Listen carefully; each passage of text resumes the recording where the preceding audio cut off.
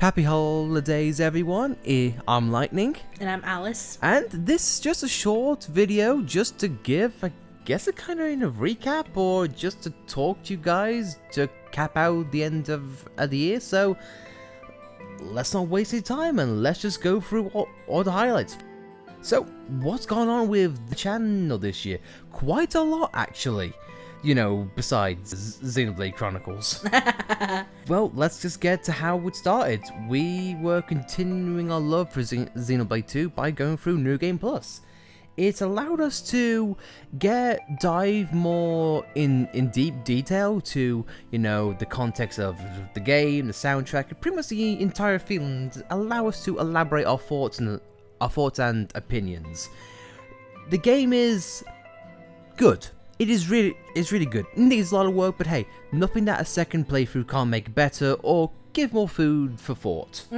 We appreciate the support, and we thank you for carrying on the quest for Byra and her adventure to the beach. So on that, we learned a lot more about the appreciation for Xenoblade Chronicles 2, and well, the original, which was kind of a catalyst which wanted to start the original, but more of that in a bit. But though, Alice, do you have any opinions on how the New Game Plus project went? It was definitely pretty fun. I mean, it happened quite a long time ago, so I'm not sure I can really say a whole lot on it. It kind of slipped my mind. Although I do remember one thing when we took like a break or something because we got stuck with trying to unlock Cosmos, and we made a Core Crystal video that was like an hour-long thing. Cosmos, It was just like an hour or 2 hour rant. I think I've ever gone off more of a tangent in my life. Just like, I hate this. Look, if you want an extremely angry but very detailed, slightly misconstrued rant, go watch that video. It's 2 hours long, so I don't expect you to, but if you want it for entertainment value, it's all you. And what was next on the agenda? Well, after we kind of stopped the New Game Plus videos because we got kind of annoyed with that, so we just doing some lightless tries in there. We did Tales of Symphonia and Shadow of the Colossus, and they did relatively okay. I still think the structure of it needs work, and that is going to lead us into news later on in the video. But I think for YouTube, I think Lightless Tries is not going to be a thing we are going to do on a regular basis. I feel like time for this channel could be better spent on longer wing series such as Xenoblade Chronicles or any RPG of that matter. But to your point though, I don't think we really stopped doing New Game Plus. We pretty much did everything that we needed to. There are a few bits and pieces that we didn't get around to doing, but we do want to get around to it, and we have ways in which we have in mind. But anyway, onwards to the next thing. We also did Lightless Tries on Yoshi's Crafted World, and that spurred us into the catalyst of going to make a project on that later on, but after that we continued our New Game Plus project until we finished it. And it was a fulfilling closure to a Xenoblade. It made us enjoy 2 for what it was, for its faults and its good things, as well as the original. Yoshi's Crafted World demo, I will say it was better left as a demo, and because we enjoyed ourselves and had a lot of laughs during the first demo, and then with the main project, well, should we get into that now? Yeah. Okay, Yoshi's Crafted World. That is an okay game, and I bet you guys even forgot it came out this year. I will say, this series for me is a mixed bag. There wasn't really much to talk about regarding the game because it was such, I want to say, a blank slate. It wasn't really that engaging in my honest opinion. Yeah, because it was charming at the time. I mean, we had our little bantering moments, and me with the eggs, and then that one soundtrack. The only song in the soundtrack that I can remember is that cell phone vibration song. And a episode which shall forever be relegated to the depths of YouTube because of its R-rated content. If you dare have curiosity for that type of thing, we'll leave a link in the description, or just show things here on screen. But apart from those little few memorable moments, I don't remember anything about it. Like you said, I forgot Crafted World came out. I forgot we did a project on it, and it was during the springtime. If there's one thing that I can say the Crafted World did, is that it definitely helped us content-wise, because we were able to bounce off each other a lot more. Because I can remember back in Xenoblade 2, we were very like single thoughts, like I say a thing on my side, then you say a thing on your side, completely separate. Dare I say, Crafted World help us in our co-optional commentary style. I don't Cooperation. I don't even know where I was going with that. I apologize.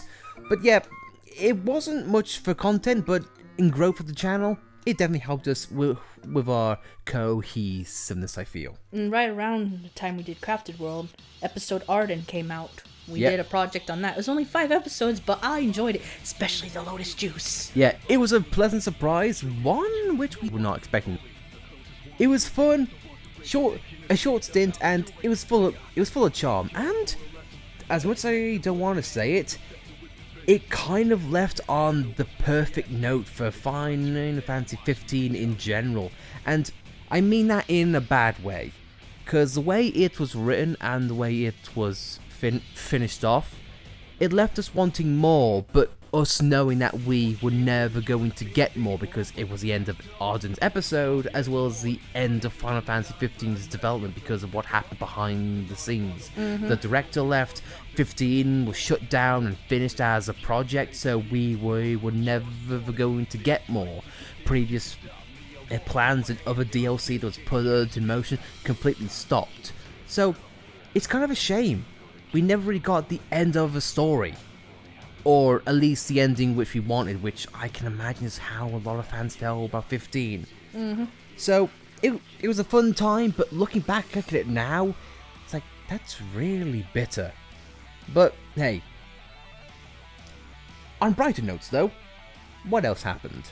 Well, we put the original Xenoblade aside to work on Crafted World, but once we finished Crafted World, we just slammed right into the original again, just continued making videos after that. And we needed it, man, because after going through a lot, we really missed Xenoblade. It was a fun time, relaxing, and also helped us learn a lot about content creating, editing, commentary, jokes as well, and just better and more ways to play the game. So overall, this game has really helped us develop as a channel, and I'll get to that point in a little bit. Yeah, because we got back into this game 6 months ago. We've been working at it since then. I know, and we do appreciate all of the likes and watches that you guys have given us, so again, thank you for that. But now,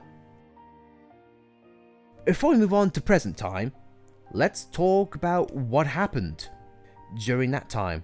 Since then, we have started new projects, Astral Chain, Luigi's Mansion 3, and Fire Emblem 3 Houses, and those series have been going well, and we have got, I don't want to say fans sticking around to watch our videos, but more people sticking around. And to you guys, if you are watching, thank you.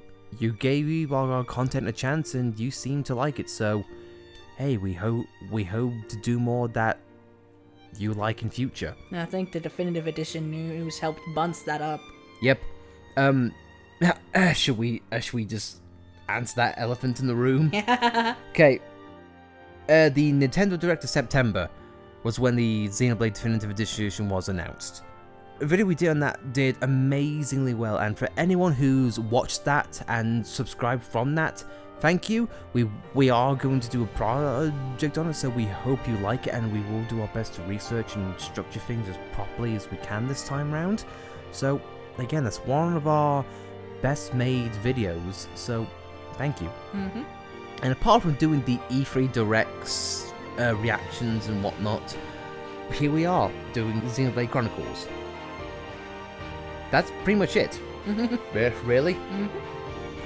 But again, we thank you for all support, but now let's go into more broad terms, things outside of the channel. Things that have been happening in gaming which has been, well, significant to us. So, do you want to start off? Well, Persona 5 Royal got announced. I know we have been fans of Persona 5 for a few years now, and Royal is definitely up our alley. And Scramble on top of that too. Gotta remember that. And I personally am looking forward to Scramble a hell of a lot because I am a sucker for Dynasty Warriors games, and with the music, the story, especially since Persona Scramble is getting a fully fledged story, that makes me so excited. It's gonna have the same musics from Persona, so that it's like Persona on steroids, and I love it. I love it. Significant moments for me. I'll start off with the lowest and carry on forward.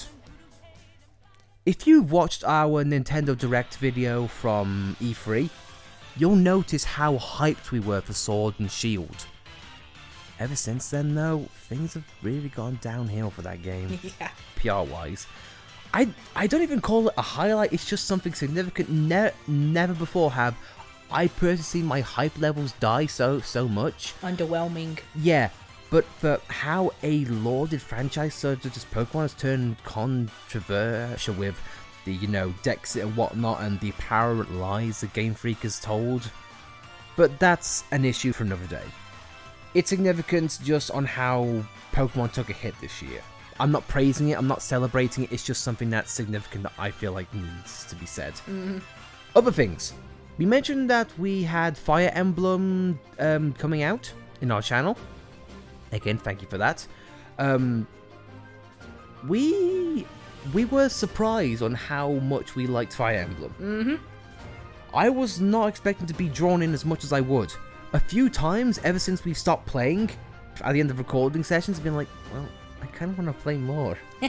I honestly do. But if that's a telling sign of how good the game is, it must be because it won an award at the Game Awards. So there's that. Another game that was in the same vein, Dragon Quest IX. We have never touched a Dragon Quest game at all. 11. Dragon Quest 11, sorry. I don't know why I thought 9, god damn it. But no, Dragon Quest 11. It's a traditional RPG, as traditional as you can get, but yet we found it to be charming in a lot of ways. Its voice acting, its premise, its looks, its music is a bit obnoxious, but we like it. So much so that we actually got the fully fledged game from that demo. Keep in mind, we are not going to be playing Dragon Quest on our channel. That's a game which we are probably going to do in our own personal time. But just because of the surprise that's like, oh my god, I didn't realize I would like it. No, that's just significant. And yeah, is that really it, I guess? I guess so. I mean, I'm definitely enjoying Luigi's Mansion 3. That's one of the most favorite ones of mine right now. That should probably be, yeah, it's probably you can know that I apologize. Luigi's Mansion 3, it took a while to get going because of the co-op coming in at a later point in the game. But still, it is fun. We are a big suckers for Luigi's Mansion series, so that's a fun time around. And as much as I love it, Astral Chain is I love Astral Chain, man. It's fun. I like where it's going. But my god, the controls and combat is just such a workaround. Yeah, I definitely agree. I mean, I feel like I could be more invested in it if it was more action-based, but recently it hasn't been. No, it's been stealth and it's just been looking around. And it would be fine, but Platinum's, it's awkward. That's the best way I can describe Astral Chain's combat. It's awkward.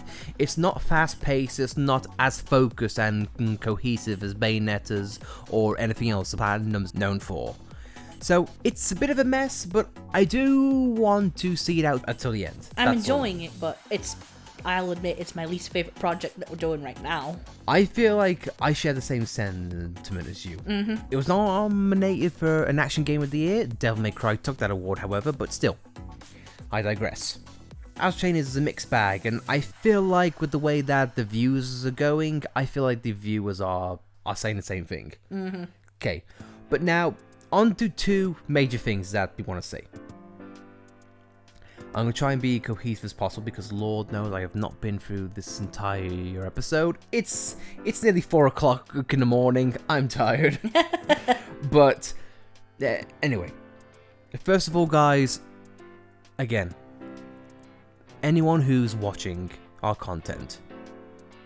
Been for 1 minute, 1 minute, 1 hour, 1 second. I said 1 minute twice, I know. But thank you so much. If you're a long-time viewer, or if you're just recently subscribed, or just watching this on a whim, thank you. We are always wanting to learn YouTube. We want to learn to get better, more cohesive, and more entertaining. Trust me, whenever we see a like, or whenever we see someone comment, you have no idea how amazing it feels. And we're recording this before the date we plan on uploading it, but as of right now, we have 50 subscribers, and I just want to thank everybody for sitting by and subscribing, and I'm hoping to at least double that by next year. Yeah, the channel has done amazingly well, and we want to thank each and every one of you. It doesn't matter what you're here for, you're giving us a chance, and we can only thank you so much. But hey, honestly guys, if there's anything that you think that we could do to make the content better, or more engaging, or just, entertaining in general, please let us know. We are always welcoming feedback. Sensible feedback, let me elaborate. Yeah. Constructive criticism is a way for us to get better, and I appreciate that. But now, finally, I think the only thing left to say is, we have plans for next year. More projects we want to do. More things we want to try. One of those things is streaming. Yep, Lightless is going to try and their hands in streaming. We have a beautiful new rig all ready to go for next year. And we just recently opened a Twitch account. We haven't done anything with it yet, though. No, but if you want to follow or subscribe, we'll put the link here in the video and in the description should you want to check us out. But no, streaming is in our future, so if you ever wanted to interact or talk with us, or just backseat game in a sensible way, be sure to. We welcome anyone. The Twitch channel for me, on a personal note, it's going to be a place in which people like us can hang out. We're not anything big, and trust me, I know. We're nothing like the normal. We're very different. We're not the typical, wacky YouTuber. We're just us.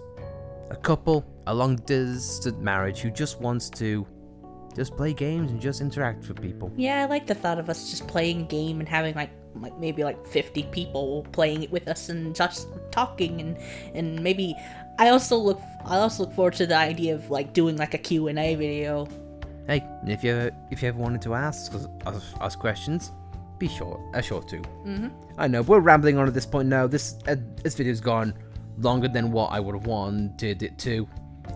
So on that final note, guys, though, thank you very much for watching, for commenting, engaging, but most of all, thank you for giving us a chance.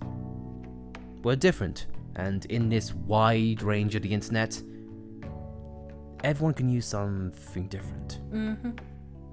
And we hope to see you guys next year. So whatever you celebrate, we hope you have a lovely holiday with family and friends, or just anyone really. Even if it's just you sitting back and playing a lovely game. Thank you very much. And Happy New Year, guys. 2020 is right around the corner. A new decade and a new start. For everyone, not just us. So, with that, guys, I've been Lightning. And I'm Malice. And we'll see you all next year. Thank you all for watching.